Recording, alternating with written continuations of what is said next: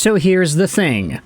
Today, I feel, Sunday, there are going to be a lot of stories to dive into, from Pierre LeBrun's coverage on Connor McDavid to some of the other conversations that we can have about trades and others, which is why I wanted to use two stories, two sentences, and I say sentences because that's really what it is, from this article here.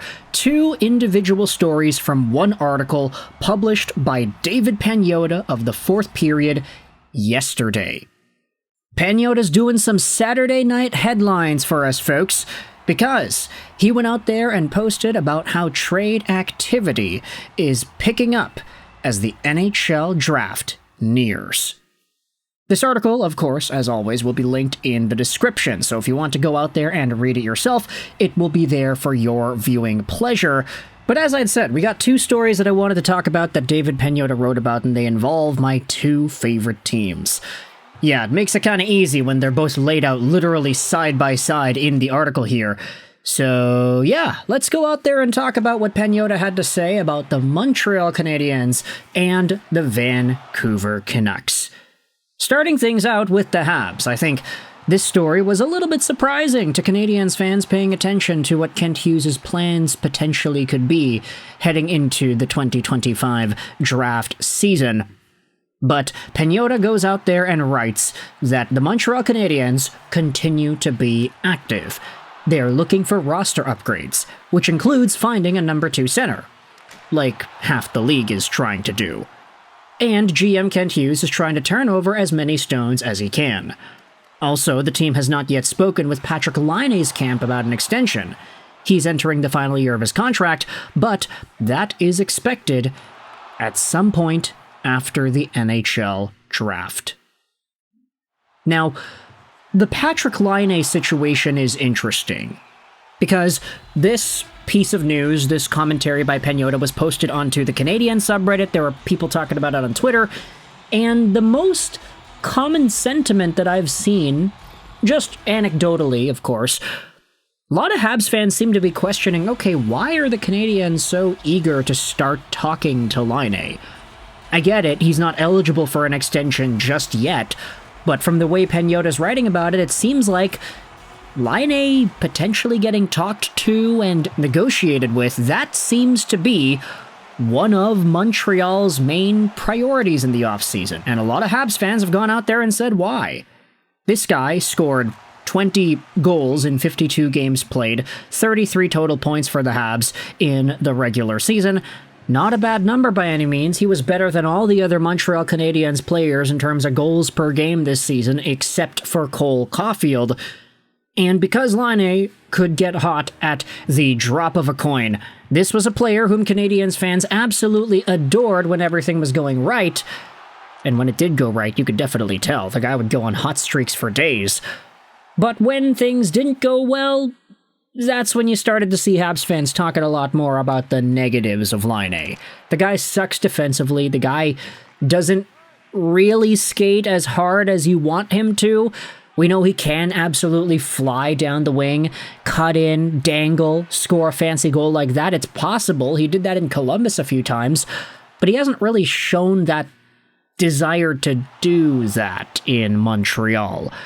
And especially off the puck, when the guy isn't scoring, when the guy isn't getting his shots through, when the guy is getting guarded, that's when he and the power play unit that plays with him generally suffers a lot more. However, when it works, and there are the odd times throughout a season where Laine will get maybe 3 or 4 goals in 3 games or something like that, and then he'll continue doing that for the next 2 weeks, and then he'll all of a sudden be in the good graces of Canadiens fans one more time. The inconsistencies were part of the reason why Columbus totally gave up on this guy, and it's part of the reason why Blue Jackets players, as far back as the early 2020s, were already reported to saying that they wanted Laine off of the team, which is brutally harsh and something that I don't think any of those players really wanted to ever get leaked out into the media, but it was leaked, and we did make videos about it back when Laine was a Blue Jacket, how his own teammates wanted him off because they didn't think that they could win with this guy, and inevitably he got traded to Montreal. The culture embraced Laine, of course. He was a top-tier goal scorer for a few weeks of the season, and he was also showered with the praises of Canadiens fans, so it's understandable why Patrik Laine would want to be in an environment like Montreal.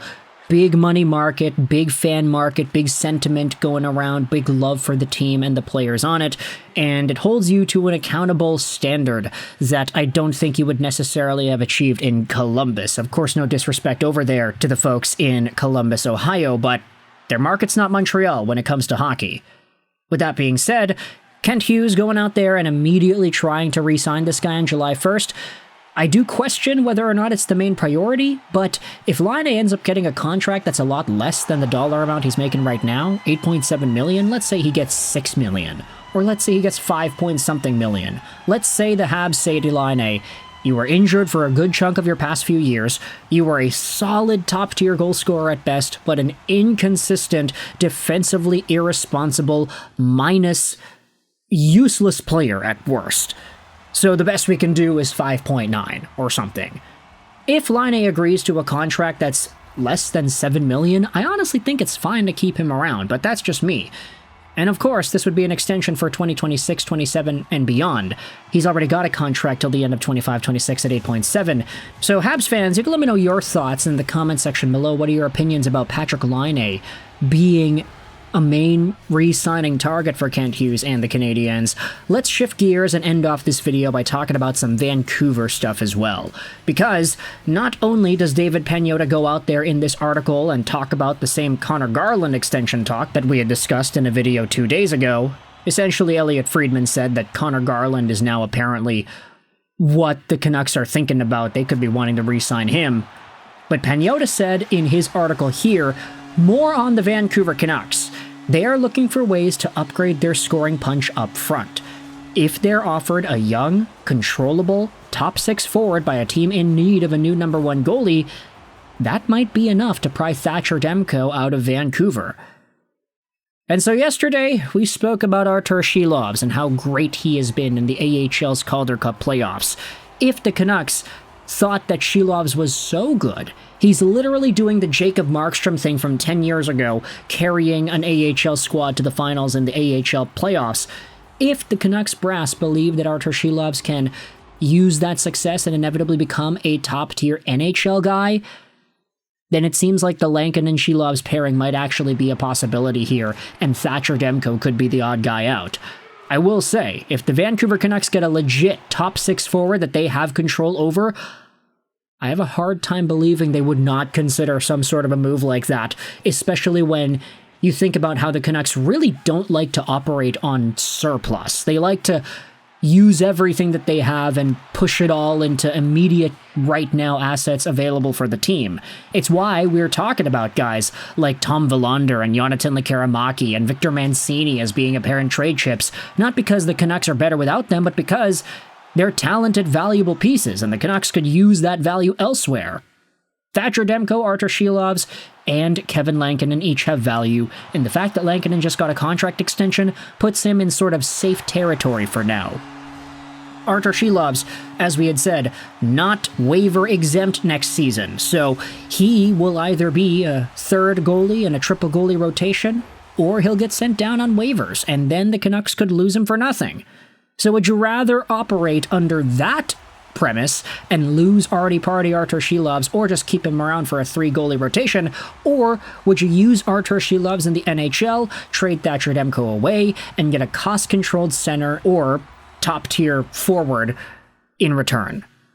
This seems to be the thought process for Vancouver and Patrik Allvin, and I honestly don't know how I feel about it. Like, the idea of trading away Thatcher Demko, if it were me, like, I think he's a Vezina caliber goalie when he's healthy, but I think a lot of Canucks fans have started to subscribe to that idea that maybe he just may not ever be healthy enough to be that guy, and it's a sad but potentially realistic thought process to just keep on bringing up, because he hasn't displayed that longevity just yet, especially when the going's gotten the most tough it's gotten the past year and a bit here.